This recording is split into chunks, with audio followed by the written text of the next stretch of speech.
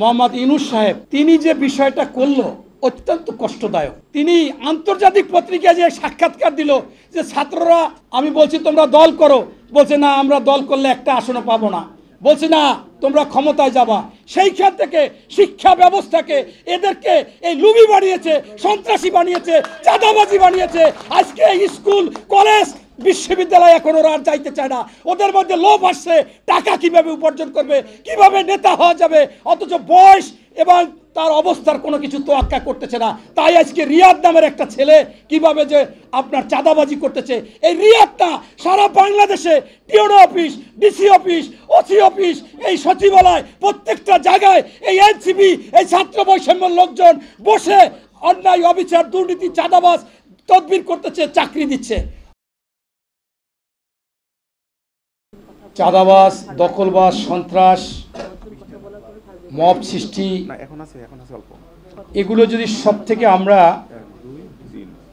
রক্ষা পেতে চাই, বাঁচতে চাই, তাহলে নির্বাচিত সরকারের সত্যিকার অর্থে কোনো বিকল্প নাই। সেই বিষয় নিয়ে, গুরুত্বপূর্ণ বিষয় নিয়ে আজকে জাতীয় নাগরিক পরিষদ আলোচনার ব্যবস্থা করেছেন। তাদেরকে প্রথমেই ধন্যবাদ জানাই। সে নাগরিক পরিষদের আজকের সভাপতিত্ব করতেছেন জনাব ডাক্তার মঈনুল ইসলাম বাদল তালুকদার, সঞ্চালনায় সোলাইমান তালুকদার। উপস্থিত আজকের অনুষ্ঠানের মধ্যমণি, মৃত্যুঞ্জয়ী নেতা। আমরা সত্যিকার অর্থে তার সাথে সকালে ফজরের নামাজ পড়ে এসে ফ্যাসিস্ট আওয়ামী লীগের কোথাও যখন দাঁড়ানো যেত না, প্রতিদিন উনি কাউকে না কাউকে নিয়ে ফ্যাসিস্টের বিরুদ্ধে আন্দোলন করতেন। সে সকাল সন্ধ্যা যে সময় পেতেন, আমরা সেই রাজপথে ছিলাম। তিনি সবচাইতে সরাসরি ওই ফ্যাসিস্ট আওয়ামী লীগের দ্বারা বিরোধী দলের চিফ হুইপ থাকতেই আঘাতপ্রাপ্ত, নির্যাতিত, মৃত্যুর কাছাকাছি সেখান থেকে ফিরে এসেছেন। সেই বিএনপির চেয়ারপারসনের উপদেষ্টা, 5 বারের সাবেক সফল এমপি জনাব জয়নাল আবেদিন ফারুক।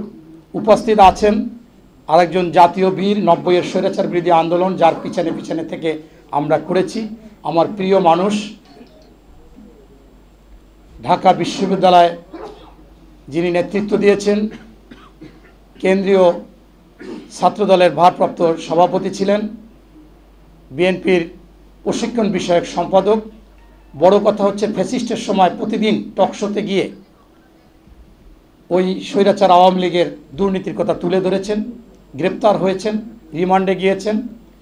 সেই আমার প্রিয় নেতা জনাব ABM মোশারেফ হোসেন।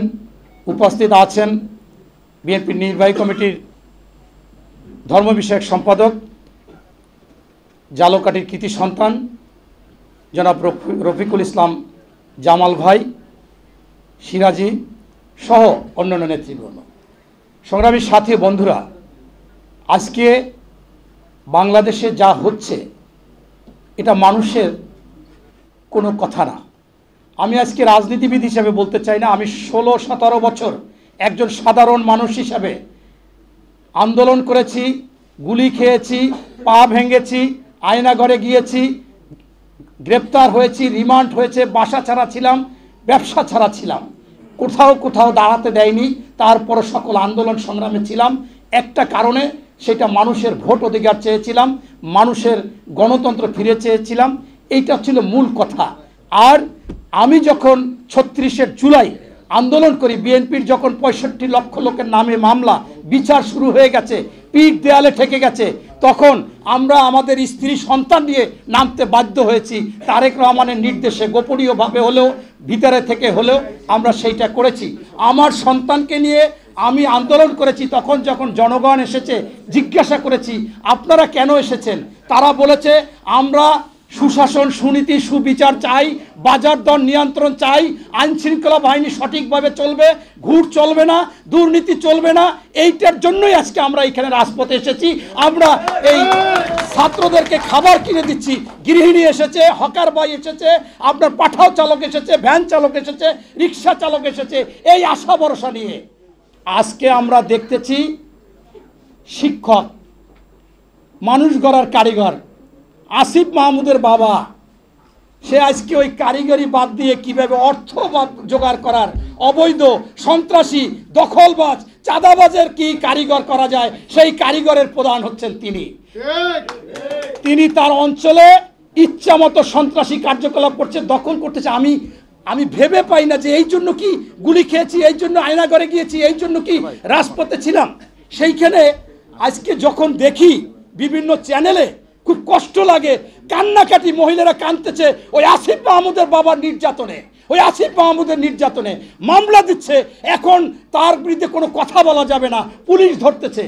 একই এরপরে আমরা কিন্তু 5ই আগস্টের পরে সবাই বলছিলাম নতুন বাংলাদেশ, কিন্তু আমাদের বাংলাদেশের অন্তর্বর্তীকালীন সরকারের প্রধান উপদেষ্টা, বিশ্ববরণ্য ব্যক্তিত্ব ডক্টর মোহাম্মদ ইউনূস সাহেব, তিনি যে বিষয়টা করলো অত্যন্ত কষ্টদায়ক। তিনি আন্তর্জাতিক পত্রিকায় যে সাক্ষাৎকার দিল যে ছাত্ররা, আমি বলছি তোমরা দল করো, বলছে না আমরা দল করলে একটা আসনও পাবো না, বলছে না তোমরা ক্ষমতায় যাবা। সেইখান থেকে শিক্ষা ব্যবস্থাকে এদেরকে এই লুবি বানিয়েছে, সন্ত্রাসী বানিয়েছে, চাঁদাবাজি বানিয়েছে।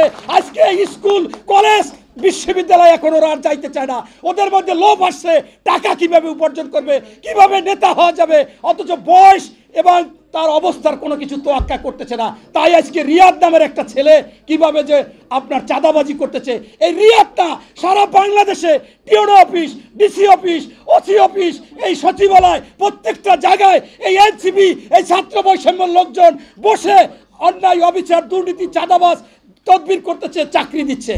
অথচ দোষটা করতেছে আমাদের বিএনপির একটা জামাতের যে দল আছে, তারা বিভিন্ন ধরনের কথা বলতেছে।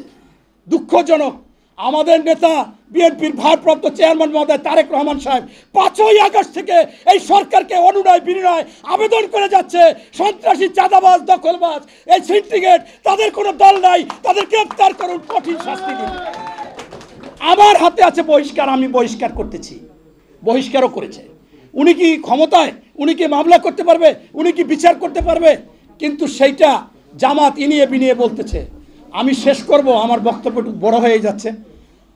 আজকে জামাতের একজন আমির, কি যেন তাহের সাহেব, নায়েবে আমির, কি বলে, পাগল হয়ে গেছে, বলে কর্মী সবাই বলে যে এখন একটু হাঁটুতে হাত দেবা, তোমরা হাঁটুতে হাত দিয়ে ভোট চাবা, ভোট চাইলে আমি যখন এমপি হয়ে যাবো, আমরা যখন সরকারে যাব, 5 বছর ওরা হাঁটু ধরবে, মানে হাঁটু মানে পাও, এখন পাও ধরবে আর 5 বছর ওগাতায় পাও ধরাবে।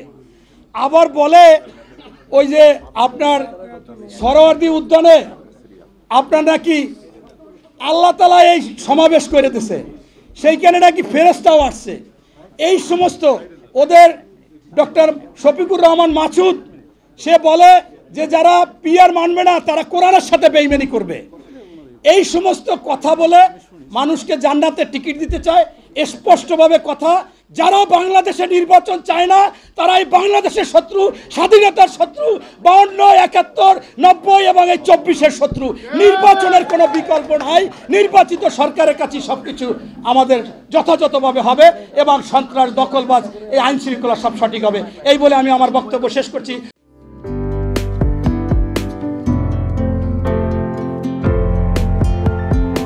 1 জানুয়ারি 2025 ইউটিউব জার্নালিজমের অগ্রদূত changetv.press 6 বছর পেরিয়ে পা রাখল গর্বিত আমি অত্যন্ত আনন্দিত হলাম যে চেঞ্জ টিভি আগামী কয়েকদিনের মধ্যেই 6 বছর পূর্ণ করবে।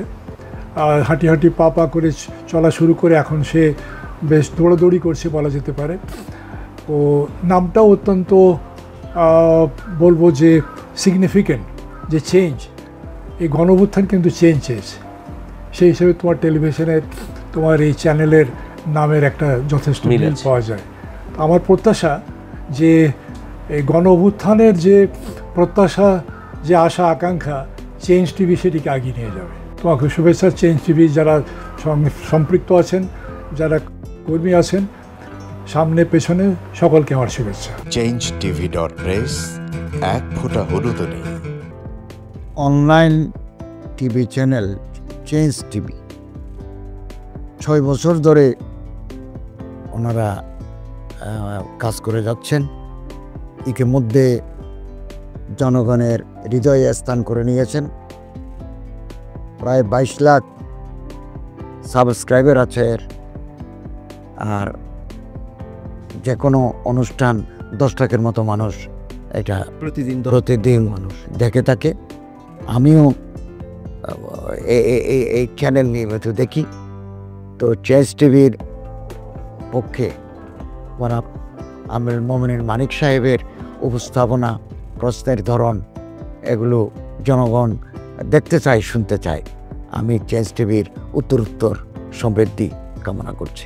changetv.press এক ফোঁটা হলুদ নেই।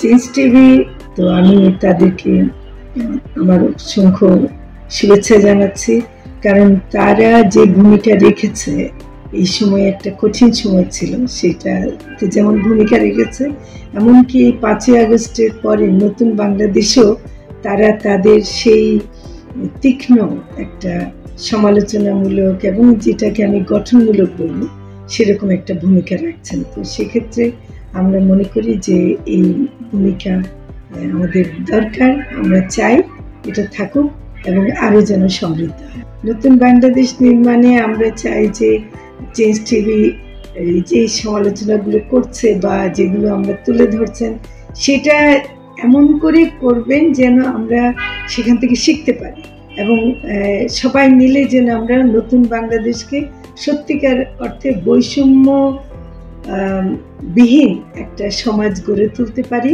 সেটা আপনারা সহজ চেষ্টা করুন। changetv.press এক ফোঁটা হলুদ নেই।